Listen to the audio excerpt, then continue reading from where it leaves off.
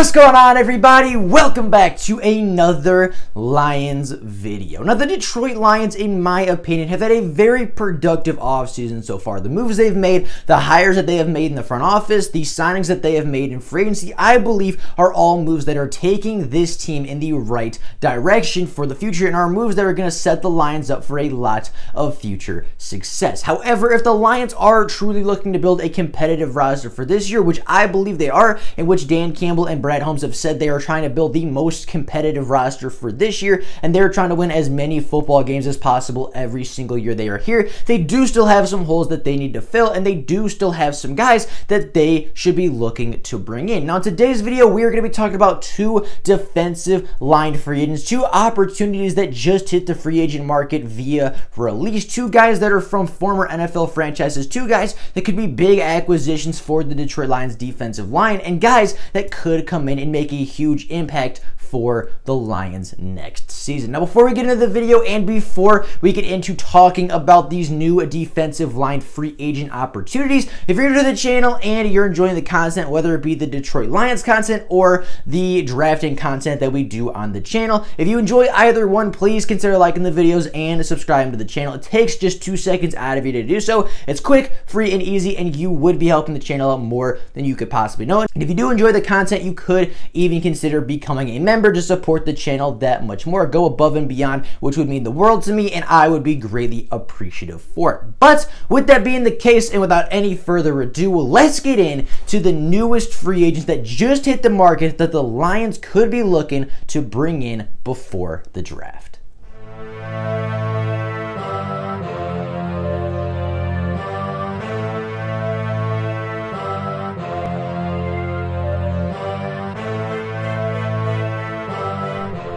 Now, it is no secret that the Lions defensive line has not been the strong suit of the team over the past couple of years. Last year in the 2020 NFL season, the Detroit Lions had a hurry percentage, a QB hurry percentage of just 7.7, which was bottom 5 in the NFL. They had a QB knockdown percentage of 6.3, which was bottom 2 in the NFL. They had only 24 sacks, which was bottom 6 in the NFL, and their team as a whole, of course, not being just on the defensive line, but a lot of it being from the defensive line, having 128 missed tackles, which was bottom 5 in the NFL. Now, the Detroit Lions do not have that poor of a defensive line talent-wise. I mean, you look at Trey Flower and Romeo Okwara on the edges, those guys are not that bad. Those guys are not horrible pass rushers, right? Those are guys that are going to get you 7 to 10 sacks a season, and those are guys that you should be able to win with on the edge. However, the Lions have struggled a lot with injuries, the Lions have struggled a lot with poor coaching, and the Lions have just all around struggled to really find the defensive dominance on that front seven that they had in the 2014 season and that they had a few seasons ago.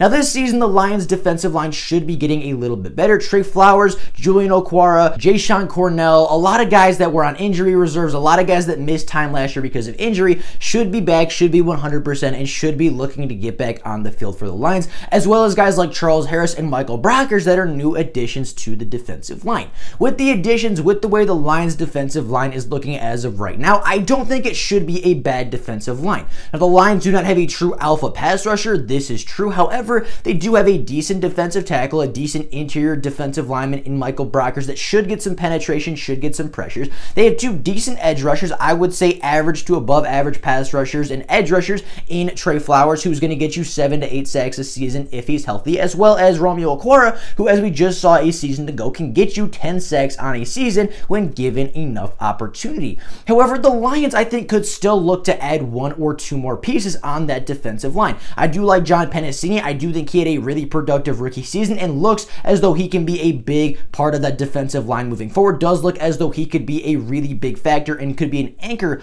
of that defensive line as a pass rusher and even especially as a run stopper. However, the two interior defensive linemen, the two defensive tackles that hit the market could be big acquisitions for the Lions. Now, the two guys that we have been talking about, the two guys that have been mentioned are former Browns defensive tackle Sheldon Richardson, as well as former Raiders defensive tackle Maurice Hurst. Now, starting with Sheldon Richardson, he would be my first choice. He would be the guy that I would prefer over Maurice Hurst. However, I do not think Maurice Hurst would be a bad option. Now Sheldon Richardson is a 30-year-old defensive tackle, has played for 4 to 5 teams in the NFL. I can't remember the exact number. Has played a lot of different roles, has played a lot of different defenses, has played for a lot of different teams, and has played all around the NFL. He's a 30-year-old defensive tackle. He's been to 1 Pro Bowl and actually won the 2013 Defensive Rookie of the Year award. Now, last year for the Cleveland Browns, Richardson totaled 64 tackles, 5 tackles for loss, 10 quarterback hits, 4.5 sacks, 1 forced fumble, and 3 passes defended. Now, in his career, I mentioned he had been versatile before. He's played the defensive end position, the defensive tackle position, and actually with the New York Jets, played the outside linebacker position. Now, Michael Brockers and Sheldon Richardson would be, I believe, a really good defensive tackle combination. If the Lions are going to play a 4-3 with 4 down defensive linemen, that would leave the Lions with Trey Flowers coming off one edge, with Michael Brockers and Sheldon Richardson in the middle, as well as Romeo Okwara on the other edge. That should be a really good, really productive defensive line for the Detroit Lions. Richardson and Brockers should be getting a lot of interior pressure, should be pushing the pocket back, forcing the quarterback to step back a little farther, allowing and making the edge rusher's job that much easier. It should allow the Lions to be more productive. It should allow the Detroit Lions to have more production on that defensive line, and should cause and should make the Detroit Lions a much better defensive line right there. Of course, then you add more depth. You give John Pennicini more time to develop. You give him another veteran to learn under, and a guy that I think he can actually develop into. I think John Pennicini has some similarities to Sheldon Richardson.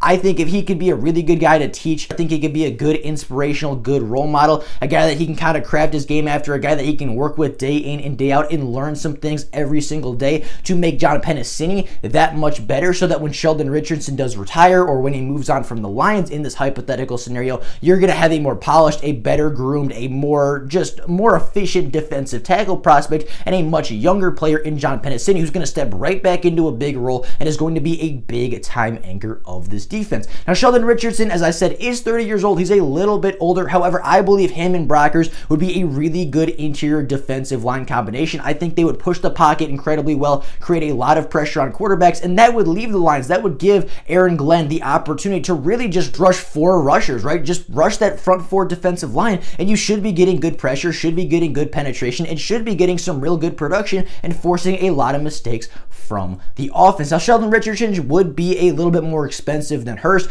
Sheldon Richardson, of course, being a veteran, a guy that's been around the NFL for a long time, I do believe that he would cost a little bit more money for the Lions. However, the Lions do have $21 million in cap space and somehow find money everywhere they need. So if the Lions were looking to bring him in, I don't believe cap would be an issue. I think he'd be a great addition to the defensive line. I think he could really complete this defensive line and complete what the Lions are looking for with this front 4 pass rush. And I think he could be the biggest reason, and I think he could be a big part of getting this Lions pass rush, getting this Lions front 7 back to where it was in 2014 when the Lions were competing for the division and potentially, you could say, a Super Bowl. Now, the second player that hit the market the other day, the second player that hit the open market and just became available as a free agent, was former Raiders defensive tackle and former Michigan product Maurice Hurst. Now, Hurst is a 25-year-old player. He's played his last 3 seasons with the Las Vegas Raiders. Now, in his career, he has played 40 games for the Raiders, totaling 76 tackles, 8 tackles for loss, 17 quarterback hits, 8 sacks, 1 forced fumble, 2 fumble recoveries, 7 passes defended, and an interception. Now, his playing time was severely cut last year, so if you look at just his 2020 stats alone, they're going to look much worse. It's going to look like he had a huge setback, a huge decrease in his production. However, his playing time was cut by more than half last season. He did not get the same opportunity in 2020, and even in his limited time, I thought I saw some flashes, I saw some things that made me believe that he could be a really good player if the Lions were looking to grab him. Of course, as I mentioned, he was a Michigan product. He was a guy that went to college in Michigan. A lot of people were wanting the Lions to take the Michigan product when he came out a few years ago in the 2018 NFL draft. He hasn't missed a lot of time, has not struggled a lot with injuries, has been relatively solid for the Vegas Raiders, has been really solid for the Raiders over the past 3 years, especially as a former 5th round defensive lineman. lineman. I don't think you're going to get the same production. I don't think you're going to get the same impact as you would with a guy like Sheldon Richardson. However, Hurst is younger. He's significantly younger, over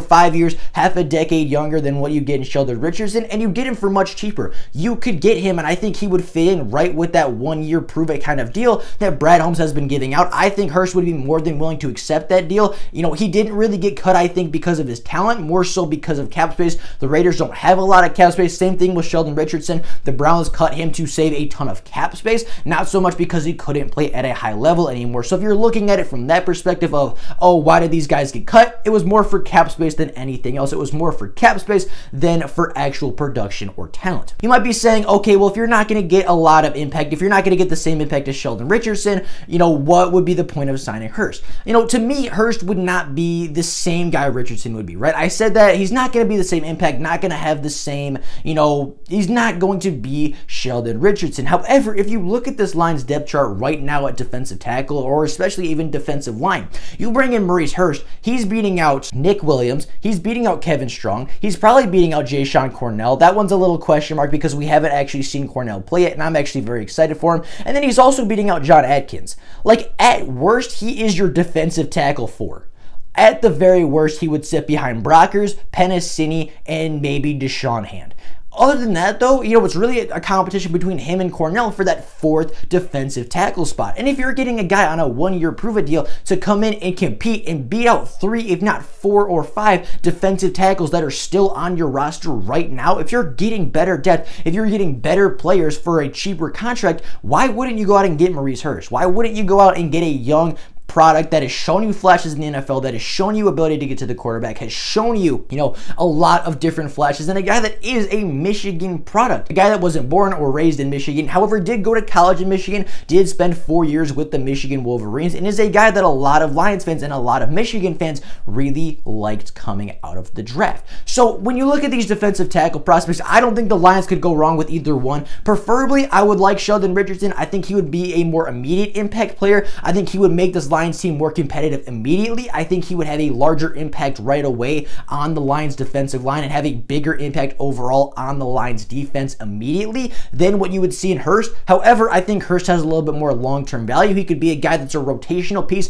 for 4-5 seasons for the Detroit Lions and could play at a high level, high rotational guy for a long time for not that much money. So regardless of where you want to go, the Lions now have 2 more options at the defensive line. They have $22 million in cap space. Of course, some of that has to be held for the draft. However, they do have a little bit of wiggle room. They have a little bit of cap to go out and spend on 1 to 2 more free agents, and I believe that they should target one of these 2 defensive linemen. Now, with that being the case, that is all I got for you guys today. Thank you all so very much for watching the video. Let me know down in the comments what you think about the new free agents. Would you want the Lions to sign either one of these defensive tackles, or would you like to see them maybe sign a different free agent entirely? Let me know that down in the comments below. I'd be very interested to hear what you guys think. However, with that being the case, that's all I got for you guys today. If you're new to the channel, as I said, please consider liking the videos and subscribing. And if you enjoy the content enough, maybe consider becoming a member for special perks. Link down in the description. But with that being the case, that's all I got for you guys today. If there's Lions news or rumors to come out, of course, I'll make a video letting everybody know. But until then, that's all I got for you guys right now. Thank you all so very much for watching. And until next time, and as always,